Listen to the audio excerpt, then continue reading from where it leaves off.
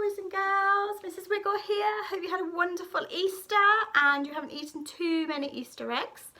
I've seen Mrs Kenwood has given you a few activities to be getting on with. I'm looking forward to seeing all the work you've been doing for that, especially your diaries and what you've been getting up to in those.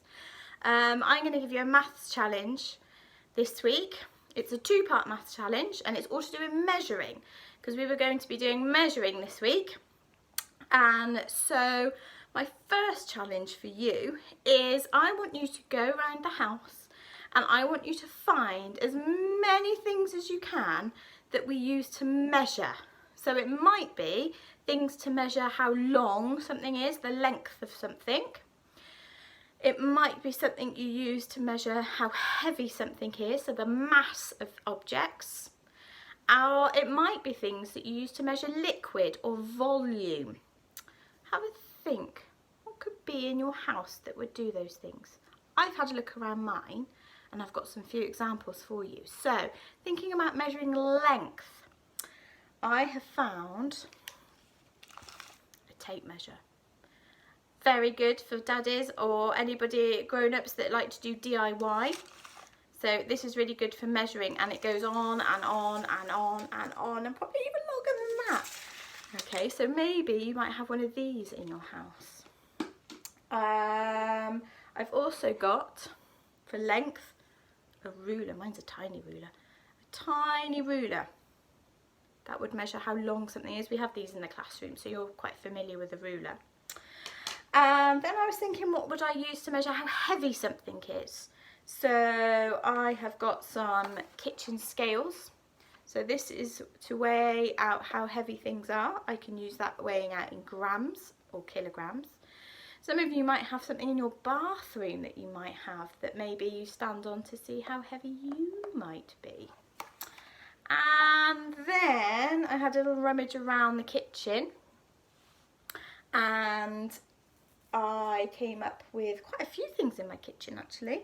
These things measure volume, so this is measuring things like liquids or powders or rice. So I've got a good old measuring jug. I've got a little tiny measuring cup. So this can measure teaspoons, tablespoons, ounces and millilitres. I've got my good old measuring spoons. So again, these can measure me out tablespoons, which apparently is 15 millilitres. And then finally, some of you might have seen, oh hang on, it's rolled away. Some of you might have seen something that you use in your medicine. I've lost it now, it's just rolled away. A syringe that sucks up your medicine if you need to take some medicine. So that's my first challenge. Go on a look around your house and see what you can find. My second challenge is, what activities have you been getting up to that involves you using some of those measuring tools? So maybe you've been doing some cooking, maybe you've been making something which involves you having to measure things out.